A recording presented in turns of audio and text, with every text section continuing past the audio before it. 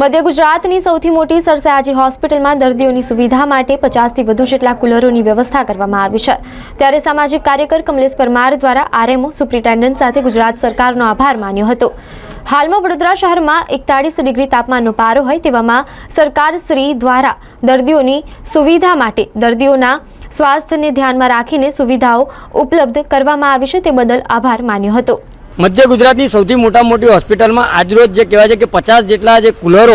जे दर्दियों की सुविधाओं माटे उपलब्ध करवामां आवे छे। त्यारे आजे खास करीने वडोदरा शहर की बात करें तो 41 डिग्री तापमान पारो होय अने पुष्कळ प्रमाण में गरमी प्रमाण में पण